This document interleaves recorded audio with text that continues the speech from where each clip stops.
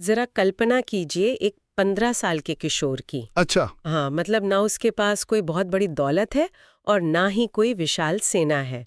और विडंबना देखिए कि उसके अपने पिता उसी विशाल साम्राज्य के एक उच्च पदस्थ सेनापति हैं, जिसे वो किशोर उखाड़ फेंकना चाहता है। मतलब एक तरह से अपने ही पिता की सत्ता के खिलाफ। बिल्कुल।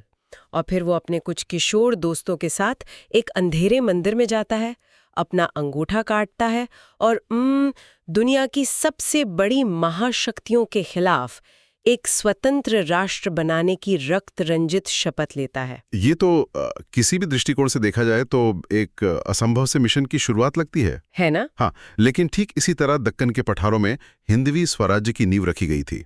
और देखिए, ये केवल इतिहास की एक घटना नहीं है, बल्कि ये शून्य से सत्ता निर्माण का एक बहुत ही बेहतरीन मनोवैज्ञानिक अध्ययन है। और यही हमारी आज की इस विस्तृत चर्चा का मुख्य मिशन भी है। आज के इस गहन अध्ययन में हम 1630 से 1680 के बीच के कालखंड का केवल एक ऐतिहासिक विवरण नहीं देखेंगे। जी बिल्कुल। हम उन तंत्रों को, उन रणनीतियों को डिकोड करेंगे जिसने इस असंभव से लगने वाले विचार को हकीकत में बदल दिया। मतलब हम ये समझने की कोशिश कर रहे हैं कि कैसे सीमित संसाधनों के साथ एक नेतृत्व उभरता है और कैसे वो संकटों का प्रबंधन करता है। एकदम सही। और कैसे एक नया राजनीतिक ढांचा खड़ा करता है। तो चलिए इसी नींव से शुरुआत करते हैं। 1630 में शिवनेरी दुर्ग में उनका जन्म हुआ। और माता पिता के बारे में बुनियादी बातें तो लगभग सभी को पता ही हैं। हाँ, शाहजी भोंसले और जीजाबाई। हाँ, पिता शाहजी भोसले बीजापुर सल्तनत के लिए काम कर रहे थे और माता जीजाबाई ने उनका पालन पोषण किया।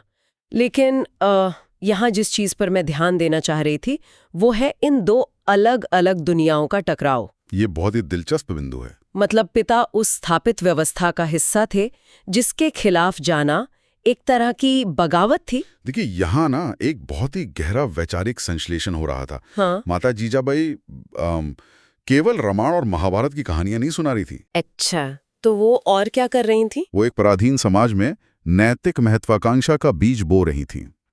मतलब वो ये समझा रही थी कि अन्याय को सहना भी एक तरह का अपराध है। अरे वाह, ये तो बहुत गहरी बात है। बिल्कुल। और दूसरी तरफ उनके गुरु जो थे दादोजी कोंडदेव, वो उन्हें केवल तलवारबाजी नहीं सिखा रहे थे। तो क्या वो प्रशासन की शिक्षा भी दे रहे थे? हाँ, वे उन्हें सह्याद्री के उस मुश्किल भूगोल, राजस्व प्रणाली और स्थानीय प्रशासन का व्यावहारिक ज्ञान दे रहे थे। तो मतलब ये केवल युद्ध कला सीखने तक सीमित नहीं था, ये उस विशिष्ट भूगोल को समझने की शिक्षा थी। और मुझे लगता है कि यही भौगोलिक ज्ञान आगे चलकर उनकी सैन्य रणनीति का आधार बना। एकदम सही कहा आपने। जब उस 15 वर्षीय युवा ने रायरेश्वर मंदिर में अपने मावला मित्रों के साथ वो स्वराज की शपथ ली, तो वो कोई भावुक किशोरों का समूह नहीं था। अगर मैं इसे आज के आधुनिक संदर्भ से जोड़कर देखूं ना, तो ये एक बेहद परिकल्पित स्टार्टअप की तरह था। एक स्टार्टअप, हाँ, ये तुलना बहुत सटीक है। मतलब उनके पास एक स्पष्ट आइडिया था स्वराज्य का। हाँ। और उनके पास एक समर्पित टीम थी, उनके मावला मित्र। और वो मावला मित्र उस पहाड़ी इलाके के चप्पे चप्पे से वाकिफ थे। बिल्कुल। एक विचार का जन्म तो हो चुका था, लेकिन देखिए, किसी भी नए विचार को जमीन पर उतारने के लिए एक अचूक रणनीति की जरूरत होती है, खासकर तब जब सामने मुगल और आदिलशाही जैसी महाशक्तियां खड़ी हों, जिनके पास तो अथाह पैसा और लाखों की सेना थी। हाँ, तो ऐसे में पारंपरिक युद्ध के नियम तो यहाँ बिल्कुल काम नहीं आ सकते थे। मतलब पारंपरिक युद्ध का तो सीधा सा अर्थ था खुले मैदान में आमने सामने की लड़ाई, जो कि उस वक्त आत्महत्या के समान ही होती। एकदम। और मुझे लगता है यहीं से गनीमी कावा, यानी जो छापामार युद्ध नीति है, उसका प्रयोग शुरू होता है। हाँ। लेकिन मुझे हमेशा से ये दिलचस्पी रही है कि ये रणनीति असल में जमीन पर काम कैसे करती थी। तो इसे समझने के लिए ना हमें उनके दुश्मनों की कमजोरियों को देखना होगा। मुगल और बीजापुर की जो सेनाएं थीं, वो भारी हथियारों से लैस होती थी। भारी हथियारों से मतलब उनके पास विशाल तोपें होती थीं, हाथियों की टुकड़ियां और भारी कवच वाले घुड़सवार होते थे। लेकिन यही ताकत उनकी सबसे बड़ी कमजोरी भी थी। उनकी गति धीमी हो जाती है। बिल्कुल, उनकी गति बहुत धीमी थी। वो किसी विशाल मालवाहक जहाज की तरह थे, जिसे मुड़ने में ही बहुत समय लगता है। अच्छा। और इसके विपरीत अगर हम शिवाजी महाराज की मावला पैदल सेना को देखें तो उनके पास बहुत हल्का कवच होता था। वो उन घने जंगलों और खड़ी पहाड़ियों में एक दिन में 40 मील तक का सफर तय कर सकते थे। अरे वाह, 40 मील! यानी उन्होंने भूगोल को सिर्फ एक युद्ध के मैदान की तरह नहीं देखा, बल्कि उसे एक हथियार की तरह इस्तेमाल किया। एकदम सही। दुश्मन की विशाल संख्या और उनके भारी हथियारों को उनकी ही धीमी गति के खिलाफ मोड़ दिया, और इसी चपलता के कारण ही उन्होंने तोरना, चाकण, कुंडाना और पुरंदर जैसे किलों पर इतनी तेजी से कब्जा किया। मतलब ये दुश्मन को उस समय और उस जगह पर लड़ने के लिए मजबूर करने की कला थी जो उनके अपने अनुकूल हो। ये तो कमाल की रणनीति है। लेकिन हर तेज विस्तार एक बिंदु पर जाकर एक बड़ी चुनौती से टकराता ही है। 1659 में बीजापुर सल्तनत ने इस उभरती हुई ताकत को कुचलने के लिए अपने सबसे खूंखार सेनापति अफजल खान को भेजा। हाँ, ये एक बहुत बड़ा टर्निंग पॉइंट था। प्रतापगढ़ तलहटी की वो घटना तो ऐतिहासिक रूप से बहुत प्रसिद्ध है ही। दोनों की मुलाकात होती है और शिवाजी महाराज बागनख का इस्तेमाल करके अफजल खान का वध कर देते हैं। लेकिन यहाँ मेरे मन में एक सवाल उठता है। जी पूछिए। एक शांति समझौते के दौरान सामने वाले पर इस तरह हमला करना, मतलब क्या इससे उस समय उनके सम्मान या उनकी साख पर कोई दाग नहीं लगा? क्या इसे धोखेबाजी नहीं माना गया? देखिए, ये एक बहुत ही प्रासंगिक सवाल है, लेकिन इसका जवाब हमें अफजल खान के इतिहास में मिलेगा। अच्छा, उसका इतिहास कैसा था? अफजल खान कोई शांतिदूत बिल्कुल नहीं था। उसका ये पुराना रिकॉर्ड था कि वो शांति वार्ता के बहाने अपने प्रतिद्वंदियों को बुलाता था और फिर उनकी हत्या कर देता था। ओहो, मतलब वो आदतन ऐसा करता था। बिल्कुल। और प्रतापगढ़ की तरफ आते हुए भी उसने जानबूझकर आम जनता पर अत्याचार किए थे। उसका सीधा सा उद्देश्य था कि शिवाजी महाराज को क्रोधित करके किसी तरह खुले मैदान में युद्ध के लिए बाहर निकाला जाए, जहां आदिल शाही सेना अपनी उस विशाल संख्या के कारण बहुत आसानी से जीत जाती। एकदम सटीक विश्लेषण। इसीलिए शिवाजी महाराज ने अपनी शर्तों पर यह खेल खेला। उन्होंने उसे मजबूर किया कि वो जंगल में आए। हाँ, उन्होंने खान को प्रतापगढ़ की तलहटी में उस घने जंगल के बीच मिलने के लिए मजबूर किया, जहां खान की विशाल सेना कोई काम नहीं आ सकती थी। और उन्हें अफजल खान के धोखे का पूरा अनुमान था पहले से। इसीलिए वो पूरी तैयारी के साथ गए थे। बिल्कुल। इसलिए वे कपड़ों के नीचे लोहे का कवच, जिसे चिलखत कहते हैं, वो पहन कर गए थे। और जब गले मिलने के दौरान खान ने उन्हें कटार से मारने की कोशिश की तो उसी कवच ने उन्हें बचा लिया। और फिर उन्होंने उस छिपे हुए बागनख से उसका काम तमाम कर दिया। एकदम सही। तो ये महज एक शारीरिक लड़ाई नहीं थी, मुझे लगता है ये एक मनोवैज्ञानिक मास्टर स्ट्रोक था। बहुत बड़ा मास्टर स्ट्रोक। मतलब अफजल खान की दहशत तो पूरे दक्कन में थी, और उसे इस तरह उसी के जाल में फंसाकर हराने से तो पूरे भारत में ये संदेश गया होगा कि बुद्धि और तैयारी से बड़ी ताकत को हराया जा सकता है। बिल्कुल।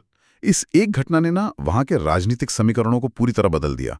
मराठा सेना का मनोबल अब चरम पर था। लेकिन कहते हैं ना कि जब आप इतनी बड़ी सफलता हासिल करते हैं तो आप और भी बड़े दुश्मनों के रडार पर आ जाते हैं। हाँ, अब सीधा टकराव मुगल साम्राज्य से होने वाला था। औरंगजेब ने अपने मामा शाइस्ता खान को दक्कन भेजा, और शाइस्ता खान ने सीधे जाकर पुणे के लाल महल पर ही कब्जा कर लिया। और इसके जवाब में जो रणनीति अपनाई गई ना, वो फिर से मनोवैज्ञानिक युद्ध का एक चरम उदाहरण है। हाँ, मैंने पढ़ा है इसके बारे में। लाल महल तो वो जगह थी जहां उनका बचपन बीता था। बिल्कुल। वे उस इमारत के चप्पे चप्पे से वाकिफ थे। तो रात के अंधेरे में कुछ चुनिंदा सैनिकों के साथ सीधे शाइस्ता खान के शयन कक्ष पर हमला करना, ये कोई मामूली बात नहीं थी। उस हमले में शाइस्ता खान अपनी जान बचाकर भाग तो गया, लेकिन उसकी उंगलियां कट गई। हाँ, उंगलियां कट गई, और मुगल सेना के अजेय होने का जो भ्रम था वो चकनाचूर हो गया। लेकिन औरंगजेब कहाँ रुकने वाला था? उसने अपने सबसे अनुभवी रणनीतिकार मिर्जा राजा जयसिंह को एक विशाल सेना के साथ वहां भेज दिया। और जयसिंह ने बहुत जबरदस्त दबाव बनाया। और इसी दबाव का परिणाम था 1665 की पुरंदर की संधि। इस संधि में शिवाजी महाराज को अपने 23 महत्वपूर्ण किले मुगलों को सौंपने पड़े। इस बिंदु पर आके मुझे थोड़ी उलझन होती है। कैसी उलझन? मतलब जिस नेता ने एक एक किला इतनी रणनीतिक मेहनत से जीता हो, उसका एक झटके में 23 किले सौंप देना, क्या ये एक बहुत बड़ी हार नहीं थी? देखिए, अगर हम इसे महज संख्याओं के चश्मे से देखेंगे ना तो ये खारी लगती है, लेकिन सैन्य विज्ञान में इसे टैक्टिकल रिट्रीट यानी रणनीतिक वापसी कहा जाता है। रणनीतिक वापसी कैसे? जयसिंह ने मराठा राज्य के चारों ओर पूरी घेराबंदी कर दी थी, रसद के सारे रास्ते कट गए थे और स्वराज्य की जो आम जनता थी वो लगातार युद्ध की विभीषिका झेल रही थी। अब एक हठी नेता होता तो शायद आखिरी सैनिक के मरने तक लड़ता रहता और अपना पूरा राज्य गंवा बैठता। बिल्कुल। तो मतलब एक दूरदर्शी नेता ये जानता है कि कब अपने पत्ते समेटने हैं ताकि वो खेल में बना रहे। एकदम सही। उन्होंने ये संधि करके असल में समय खरीदा। उन्होंने अपने लोगों की जान बचाई और अपने जो मुख्य संसाधन थे उन्हें सुरक्षित कर लिया। ये एक बेहद यथार्थवादी कदम था, कोई भावनात्मक हार नहीं थी। और मुझे लगता है ये बात आगे साबित भी होती है कि ये महज समय खरीदने की चाल थी, क्योंकि 1666 की आगरा की घटना तो पूरी कहानी ही पलट देती है। बिल्कुल पलट देती है। संधि के बाद उन्हें आगरा बुलाया जाता है और फिर औरंगजेब उन्हें वहीं नजरबंद कर देता है। अब सोचिए, हजारों मुगल पहरेदार हैं और अपना राज्य सैकड़ों मील दूर है। बहुत ही मुश्किल स्थिति थी। अक्सर ये कहानी सुनाई जाती है कि वे अचानक फलों की टोकरियों में छिपकर भाग निकले, लेकिन तार्किक रूप से अगर हम सोचें तो किसी इतनी बड़ी किलेदार व्यवस्था से बस टोकरियों में छिपकर निकल जाना इतना सरल तो नहीं हो सकता। बिल्कुल नहीं। इस पलायन का असल मैकेनिज्म क्या था? देखिए, वो टोकरियां तो इस पूरी योजना का सिर्फ अंतिम हिस्सा थी। असली काम तो महीनों पहले ही शुरू हो गया था। अच्छा, तो शुरुआत कैसे हुई? उन्होंने सबसे पहले आगरा के भीतर अपना एक खुफिया नेटवर्क स्थापित किया। फिर उन्होंने बीमारी का बहाना बनाया और दान के लिए मिठाइयों और फलों की विशाल टोकरियां बाहर भिजवाना शुरू किया। तो क्या मुगल पहरेदार उन्हें चेक नहीं करते थे? शुरुआत में तो पहरेदार हर एक टोकरी को बहुत बारीकी से खोलकर चेक करते थे। लेकिन जब ये हफ्तों तक रोजाना होने लगा होगा तो पहरेदारों के लिए ये एक उबाऊ दिनचर्या बन गई होगी। एकदम। और ये मानव मनोविज्ञान का कितना सटीक उपयोग है। इसे हम नॉर्मलाइजेशन कहते हैं। मतलब उन्होंने पहरेदारों की सतर्कता को पूरी तरह थका दिया। ये तो बहुत ही स्मार्ट तरीका था। और इसके साथ ही ना उन्होंने कूटनीतिक रिश्वत का भी सहारा लिया। अपने ज्यादातर सैनिकों को वापस दक्कन भेज दिया। ऐसा क्यों? ताकि मुगलों को ये लगे कि वे अब वहीं आगरा में ही बसने की तैयारी कर रहे हैं और उन्होंने हार मान ली है। ओह, ये एक छलावा था। हाँ। और फिर एक दिन जब पहरेदार उन टोकरियों को लेकर पूरी तरह बेपरवाह हो चुके थे, वे और उनके पुत्र संभाजी महाराज उन टोकरियों में छिपकर बाहर निकल गए। और जब तक मुगलों को इस बात की भनक लगती, वो तो किसी आम रास्ते की बजाय मथुरा के उल्टे रास्ते से होते हुए मीलों दूर निकल चुके थे। बिल्कुल। ये औरंगजेब के खुफिया तंत्र की सबसे बड़ी विफलता मानी जाती है। और फिर इसके कुछ ही वर्षों के भीतर उन्होंने पुरंदर की संधि में गंवाए गए उन सभी 23 किलों को एक एक करके वापस भी जीत लिया। हाँ, वो जो टैक्टिकल रिट्रीट था वो पूरी तरह से सफल रहा। अब किले वापस आ गए थे, सेना मजबूत थी, लेकिन फिर 1674 में एक बहुत ही भव्य आयोजन होता है, रायगढ़ में उनका राज्याभिषेक। जी, 6 जून 1674 को। और वे छत्रपति की उपाधि धारण करते हैं।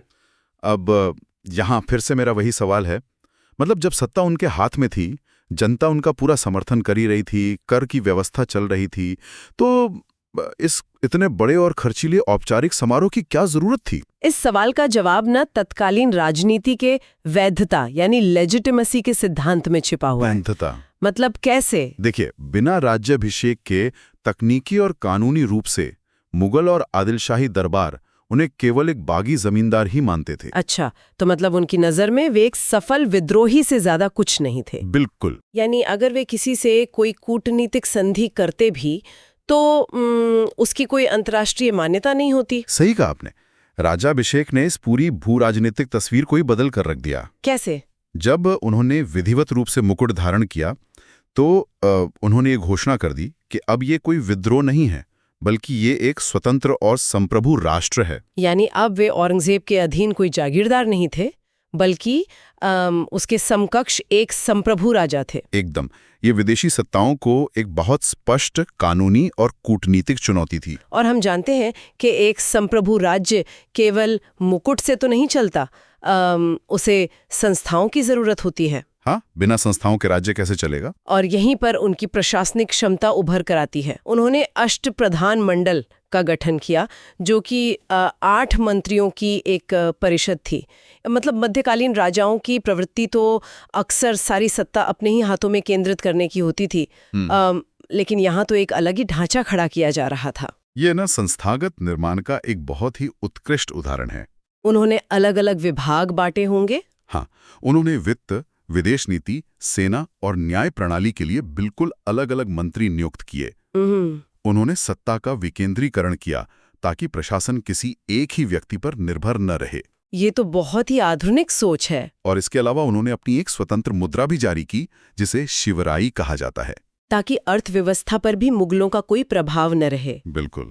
लेकिन एक और क्षेत्र है जहां उनकी दूरदर्शिता सबसे अलग दिखाई देती है, और वो है नौसेना का निर्माण। जी, उन्हें भारतीय नौसेना का पिता कहा जाता है। हाँ, तो 17वीं शताब्दी के भारत में ज्यादातर राजा सिर्फ जमीन और मैदानी इलाकों के लिए लड़ रहे थे। तो फिर एक ऐसे राज्य के लिए पानी के जहाजों में निवेश करने का क्या तर्क था, जिसका मुख्य संघर्ष ही पहाड़ियों पर हो रहा था? देखिए, ये दर्शाता है कि उनकी नजर केवल अपने वर्तमान पर नहीं थी, बल्कि भविष्य पर थी। भविष्य के खतरों पर। हाँ, वे बहुत स्पष्ट रूप से देख रहे थे कि पुर्तगाली, अंग्रेज और डच किस तरह कोंकण तट से भारत में प्रवेश कर रहे हैं। अच्छा, तो उन्हें इसका अंदाजा पहले से था? बिल्कुल।